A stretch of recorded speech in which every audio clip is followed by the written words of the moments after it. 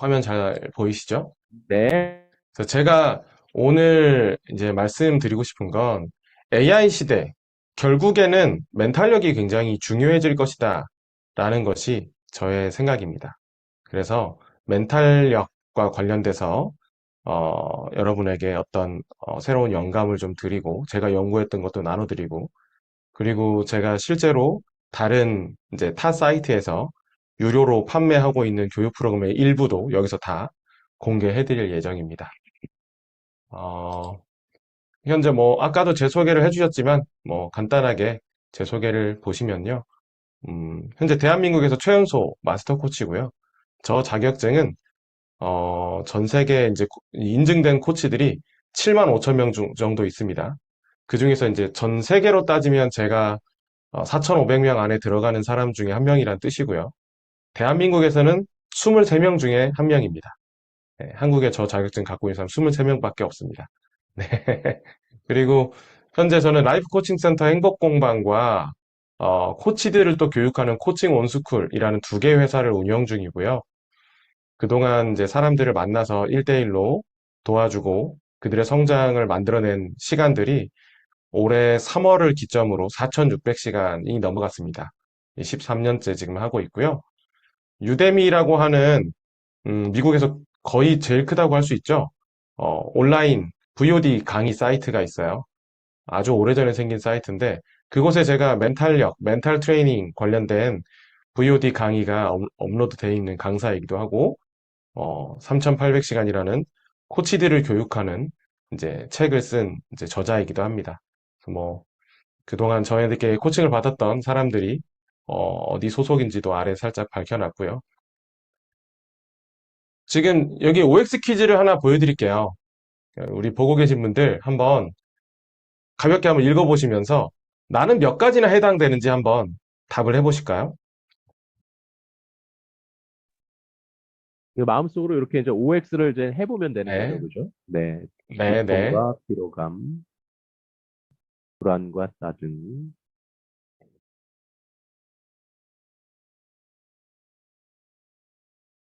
읽으셨죠? 네, 질문이 한 5개밖에 안 돼서 아마 쉽게 답을 하셨을 것 같은데요. 어, 뭐, 이 5가지는요, 모두 다 우리가 일반적으로 말하는 멘탈이 약하다라고 하는 사람들에게 나타나는 공통적인 특징 5가지를 제가 추려본 겁니다. 좀 납득이 되시나요? 네. 네. 그래서 멘탈력이 왜 중요한가라고 놓고 보면요. 음, 멘탈력, 그러니까 우리가 성장 과정에서 우리가 반드시 이뤄내야 되는 것이 바로 독립이죠. 독립. 그런데 이 독립에는 3가지 독립이 있습니다. 경제적 독립, 신체적 독립, 정신적 독립이에요. 그런데 이 3가지 모두에 영향을 주는 것이 바로 멘탈력인데요. 이 3가지 독립을 이뤄내려면 결국엔 내가 무언가를 결정해야 될 때 결정할 수 있어야 되고요. 실패를 기꺼이 받아들이고 실패 이후에 다시 일어날 수 있어야 됩니다. 그리고 무언가 나에게 새로운 상황, 도전이 주어졌을 때, 특히 요즘처럼 변화의 속도가 매우 매우 빠른 이런 상황 속에서 모든 순간순간이 도전일 텐데요. 이런 도전이 주어졌을 때 그 도전을 기꺼이 받아들이는 연습이 돼야 돼요. 이게 바로 독립을 만들어내는 과정이기도 하고 이걸 요약하면 적응력 또는 멘탈력이라고 부를 수 있는 겁니다. 그래서 AI 시대 멘탈력 왜 중요해요? 뭐 AI가 다 가능한데요. 이제 그건 지식 기반으로만 생각을 했을 때고 결국엔 그런 오더를 내리고 질문을 하고 기획을 하고 판을 짜는 건 사람이 한다는 거죠. 근데 그런 실행력과 그런 도전 정신과 실패를 기꺼이 내가 감수하려고 하는 그런 마음들이 합쳐져 있을 때 우리가 AI를 더 잘 이용해서 더 효율적으로 일을 할 수 있고 더 많은 어떤 성과들을 만들어낼 수 있다는 거죠. 그래서 과거에는 지식만 가지고도 뭔가를 할 수 지식과 기술만으로도 뭔가를 할 수 있었지만 앞으로는 지식과 기술에만 의존해서는 끝까지 가지 못할 겁니다. 지식과 기술만 가지고는 정점에 올라가지 못할 거예요. 그래서 우리는 앞으로 더 멘탈력에 집중을 해야 되고 사실 단순한 지식은 여러분이 그냥 요즘은 검색하면 얻기가 너무 쉬운 세상이 돼버렸어요. 검색만으로도. 그죠? 단순한 지식을 아는 것이 중요한 것이 아니라 그것을 어떻게 융합할 것이고 어떻게 이용할 것이고 이런 거에 대해서 내가 매일매일 치열하게 고민하고 현장에서 경험하고 계셔야 되는데 그런 모든 일련의 과정은 결국 멘탈력, 실행력, 적응력 이런 것들이 따라주지 않는다면 그 자리에 있을 수가 없다는 거죠.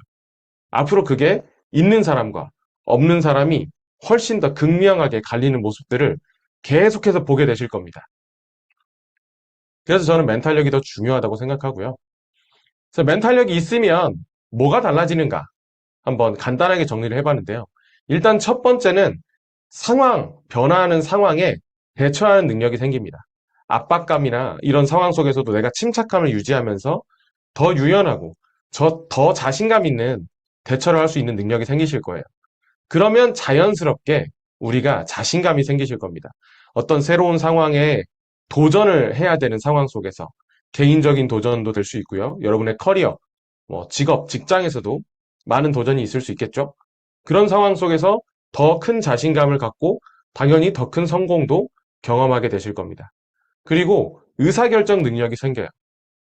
멘탈력이 있는 분들은요, 목표에 집중하는 방법을 알아요. 목표에 집중하는 방법을 알기 때문에 결정하는 속도도 더 빠르고요. 더 자기답고 더 좋은 결정을 내릴 확률이 훨씬 높아집니다.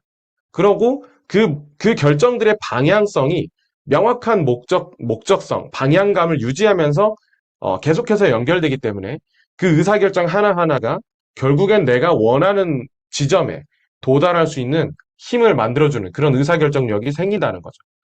그리고 마지막으로 이런 것들이 다 종합돼서 개인의 삶과 직업생활 모든 영역에서 우리가 더 큰 행복과 성취를 만들어내는데 멘탈력은 사실상 필수라고 저는 생각을 하고 있습니다.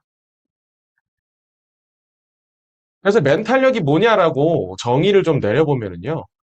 결국엔 이런 것 같아요. 어떤 삶의 어려운 상황, 어떤 도전들, 이런 상황들에 놓였을 때 우리가 그걸 처리하는 데 도움되는 사고방식과 행동방식을 모두 합친 것을 저는 멘탈력이라고 정의를 내렸습니다.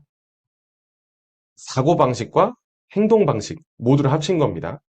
많은 경우에 우리는 사고방식에만 꽂혀 있어요. 사고방식에만 집중을 하세요. 근데 사고방식만 가지고는 멘탈력이 정말로 개발되기 어렵습니다. 사고방식에서 멈추시면 안 되고요. 반드시 행동방식으로 연결시켜서 내 몸이 그걸 체험하게 만드셔야 돼요. 결국에 인간이 성장하는 건 경험 기반으로 성장할 수밖에 없어요. 생각만 가지고는 그 성장을 지속적으로 이뤄내기가 어렵습니다. 어제는 그 생각을 통해서 성장했어도 자고 일어나면 똑같은 상태로 돌아가는 게 인간이에요.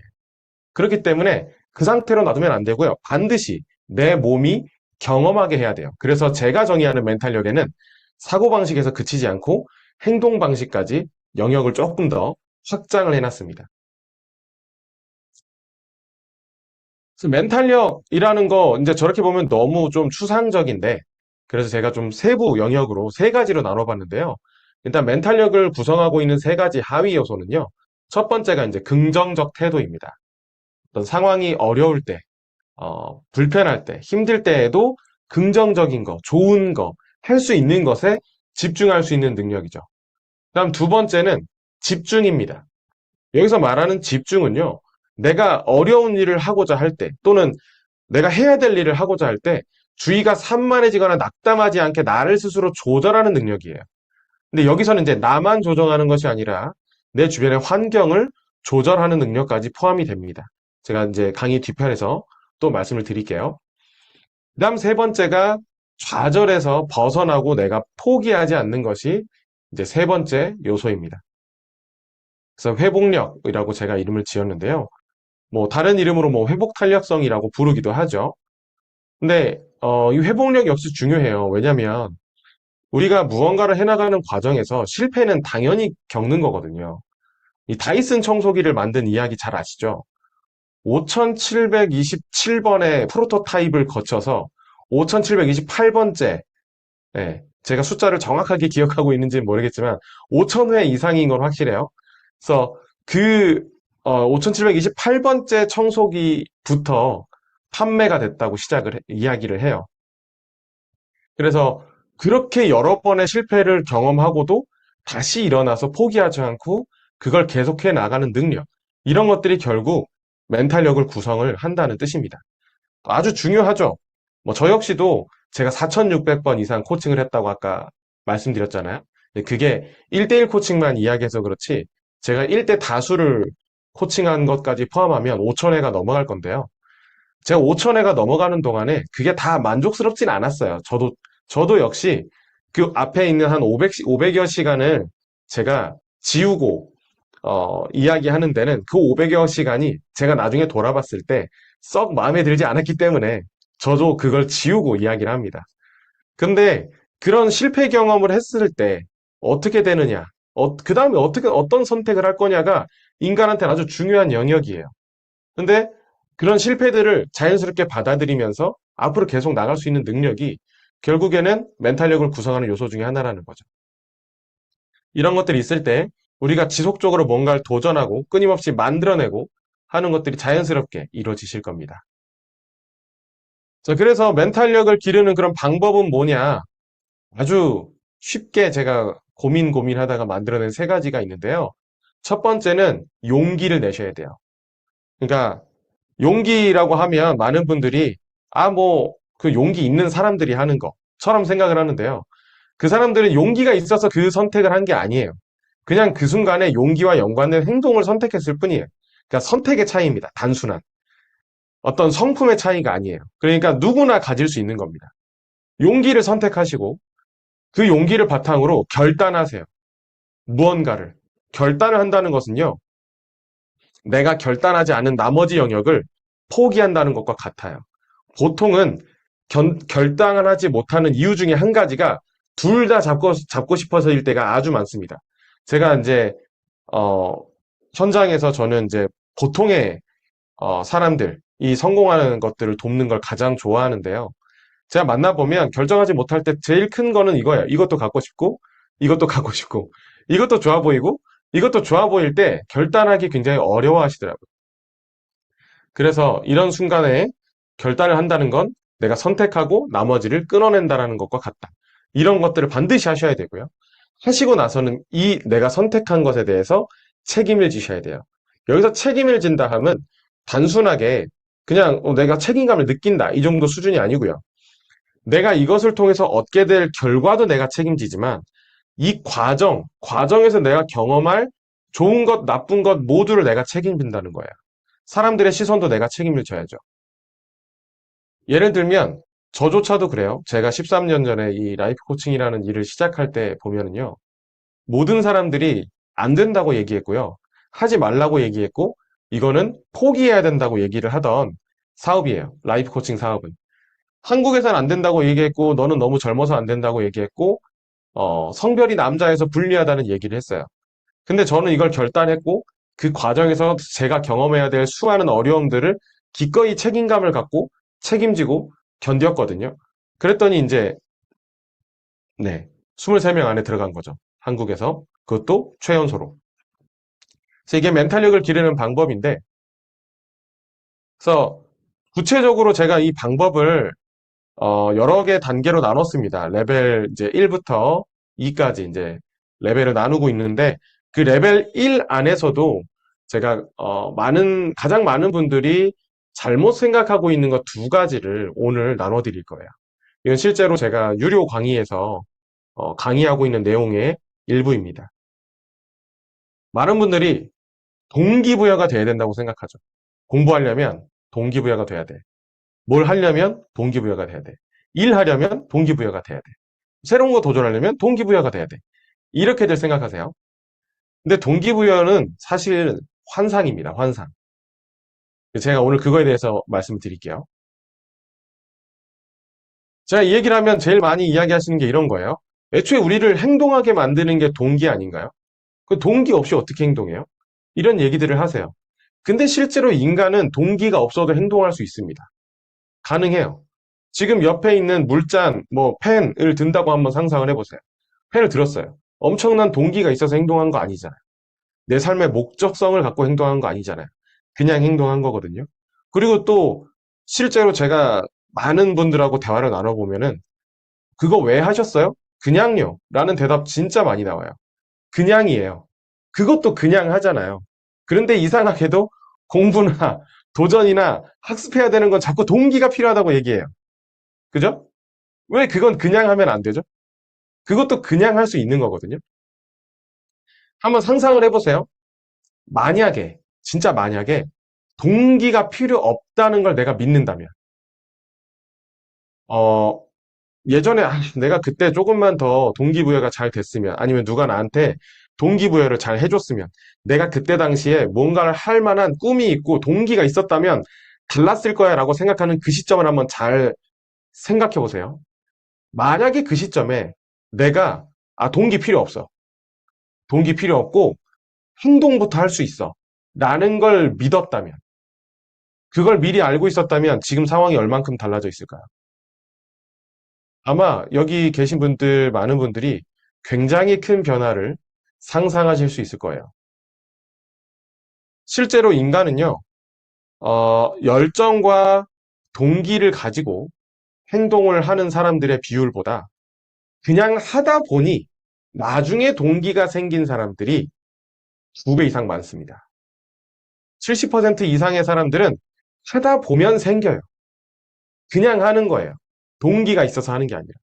뭐 우리 인터넷에 돌아다니는 어떤 뭐 동영상 중에 아주 유명한 영상 있죠. 김연아 선수가 다큐멘터리에서 했던 대답. 스트레칭 무슨 생각하면서 하고 있어요? 라고 물어보는 PD한테 무슨 생각이 뭐 있냐? 그냥 하는 거지. 라고 답변했던 그것만 보셔도 아실 수 있어요. 그냥 하는 거예요. 네. 그 수영 선수 마이클 펠프스죠. 그 수영 선수도 다른 이제 방송에 나와서 했던 이야기가 있습니다. 자기조차도 365일 중에 300일 제가 정확하게 지금 날짜는 기억이 안 나는데 뭐 100일이라고 치죠. 365일 중에 100일 정도는 하기 싫었대요. 하기 싫은 순간들이 왔대요. 근데 그냥 했대요. 그러니까 대부분의 성공한 사람들은 그 그냥 하는 것의 힘을 알아요. 근데 어 자꾸 이제 행동하기 어려우신 분들이 동기를 이야기를 하시는데 사실은 순서가 반대라는 거죠. 뒤집으면 됩니다. 실제로요, 우리 뇌에서 의식적으로 처리하는 것과 무의식적으로 처리하는 것들을 보면은요, 우리 뇌에서는 1초당 1100만 개의 정보를 처리를 하는데요. 그 중에서 우리가 의식적으로 처리하는 비율은 40개밖에 안 돼요. 그러면 이 40개, 이게 동기라는 뜻이잖아요. 이, 이 정도의 분량을 가지고 나머지 99.9%로 움직인다? 그거 자체가 사실은 굉장히, 말이 안 되는 지금 생각을 하고 있는 거죠. 그래서 우리는 동기 없이 행동하는 거를 연습하셔야 되고, 믿고 행동해 보시면 실제로 그렇게 됩니다. 99.9%는 동기랑 무관하게 처리가 돼요, 우리 뇌에서. 우리는 그렇게 할 수 있게 설계가 돼 있는 인간이에요. 그래서 생각을 바꾸셔야 됩니다. 동기부여에 대한 환상을 버리세요. 그래서 이것과 관련해서 가장 우리 보통 사람들이, 그러니까 심리를 공부하지 않은 사람들도 이해할 수 있는 방법이 저는 이거라고 생각해요. 숙고의 마인드셋과 실행의 마인드셋인데요. 마인드셋에 대해서는 많이 들어보셨죠? 숙고의 마인드셋은 뭔가를 깊이 있게 고민하고 통찰하고 이런 시간을 많이 갖는 그런 마인드셋이고요. 실행의 마인드셋은 행동에 옮기는 말 그대로 실천 중심의 어떤 행동 양식입니다. 그런데 동기부여에 대해서 생각을 많이 하시는 분들 중에 제가 이제 지켜보면 대부분의 분들이 숙고의 마인드셋에 빠져 있어요. 오랫동안 생각하고 계획하면 더 잘 될 것이다. 같은 믿음이 있고요. 생각을 더 많이 해야 된다고 생각하세요. 더 많이 고민해야 된다고 생각하세요. 그런데 사실은 실행의 마인드셋이라는 게 있는데요. 이거는 그냥 실행하는 거예요. 네, 숙고에 집중하는 것이 아니라 실행에 집중하는 거예요. 이 두 개를 우리 여러분께서 잘 전환하면서 사용하셔야 돼요. 그러니까 마치 이런 거예요. 제가 이제 스위치 그림을 하나 가지고 왔는데요. 순간순간 나에게 숙고와 실행 중에 지금 이 순간 필요한 게 뭔가를 고민하셔서 숫고를 켰다가 실행을 켰다가 하는 느낌으로 전환하세요. 생각을 전환하시고 에너지를 전환하시고 행동을 바꾸세요. 그렇게 하시면 그걸 통해서 결과적으로 내 몸이 새로운 형태를 경험하게 되고 그걸 바탕으로 멘탈력이 길러지고 여러분이 경험하시는 어떤 세상이 바뀔 것이고 여러분들이 얻어내는 성취가 달라질 겁니다. 뭐 대학원 공부에서도 마찬가지고요. 논문을 쓰는 과정에서도 마찬가지예요. 결국엔 실행이 굉장히 중요한 것이 돼요. 그래서 제 개인적으로는 숙고와 실행을 어, 대부분의 이제 보통 사람들이라면 시간을 이제 숙고의 3, 실행의 7, 3대 7 정도로 시간을 배분하면 가장 이상적이지 않나 개인적으로 생각합니다. 2대 8이나 3대 7 정도가 가장 적당한 것 같아요. 그 다음으로 제가 설명드리고 싶은 거는요. 멘탈력 관련돼서 나를 둘러싼 나를 새롭게 설계해라 라는 뜻이에요. 결국엔 환경에 대해서 이야기를 하는 겁니다. 여기서는. 뭐 토니 로빈슨이나 짐 론이나 브라이언 트레이시, 뭐, 모든 어떤 동기부여가, 인간에 대한 어떤 연구를 한 사람들, 사업에서 성공한 사람들, 이런 사람들, 철학가들은 환경의 중요성을 알고 있어요. 실제로 심리학자들도 마찬가지입니다. 환경, 상황이 우리에게 얼마나 많이 영향을 주는지 알고 있습니다. 어, 우리나라 학부모님들도 알고 계세요. 그래서 그렇게 대치동을 열심히 가려고 하시죠. 강남을 열심히 가려고 하시고요. 그러니까 환경이 중요하다는 건 우리 모두가 알고 있는데, 그걸 일상에서 잘 이용을 못 하세요. 그래서 우리는 일상에서 그걸 이용함으로써 단순히 멘탈력에만 너무 의존하지 말자. 내 의지력에 너무 의존하지 말자. 이런 얘기입니다. 이제 이거는 제 책에 제가 썼던 내용인데요. A, B, C, D, E 순서대로 해서 이제 환경이 가장 아래에 있습니다. 환경이 가장 아래에 있는 건 우리가 일상에서 가장 빈번하게 접하는 거이기도 하고 그렇다고 해서 아주 강력한 건 아니지만 우리 삶에 아주 마치 어떤 가볍게 여러 번 들어오는 자극처럼 지속적으로 우리한테 영향을 주는 요소여서 가장 넓고 가장 아래쪽에 제가 위치를 시켰습니다. 그래서 위에서 내려다보면 이런 모습일 거예요. 네. 그래서 가장 겉면에 환경이 있습니다. 이 관점은요, 그렇기 때문에 우리가 가장 쉽게 바꿀 수 있다라는 것을 의미하기도 해요. 처음부터 우리의 가치관이나 의식이나 목적의식이나 꿈이나 나의 정체성 못 바꿉니다. 한 번에 못 바꿔요. 그게 가능하신 분들도 있긴 하지만 이걸 기대하기에 너무 낮은 확률에 기대하는 거예요. 그런데 환경을 바꾸는 건 비교적 쉽습니다. 예를 들어, 어, 이제 논문을 쓰는 단계에 가셨는데 논문을 써야 되는데 자꾸 옆에서 SNS 알람이 뜨는 거죠.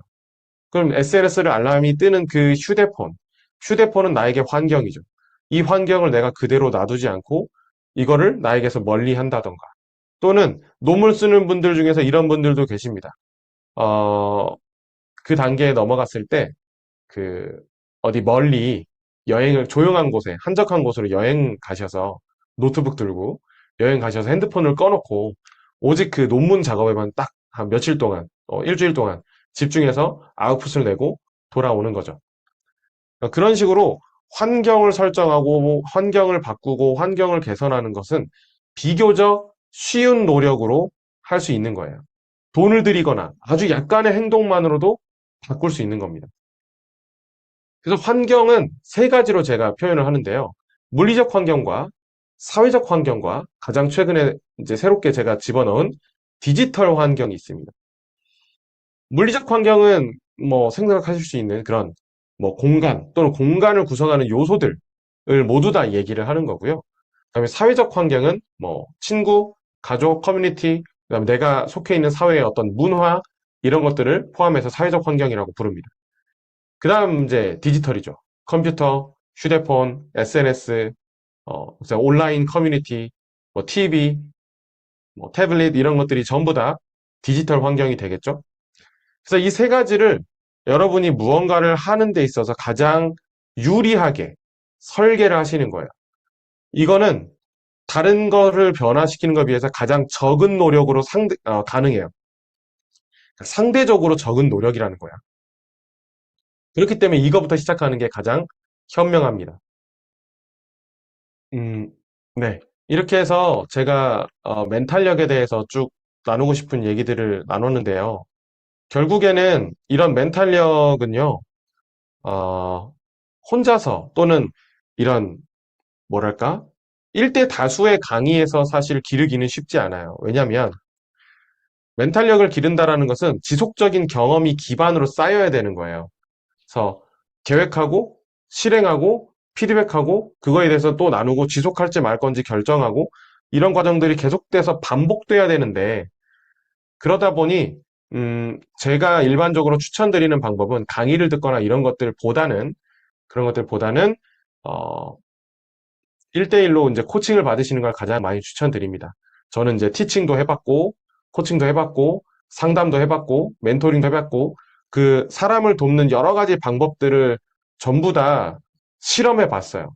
전부 다 실험을 해봤는데, 실제로 사람들이 바뀌는 비율을 놓고 보면 가장 비율이 높은 것이 1대1 코칭을 받은 사람이더라고요. 그리고 이 1대1 코칭을 받은 사람들은 한번 멘탈력이 개선되고 나면 굉장히 오랫동안 그 효과를 발휘합니다.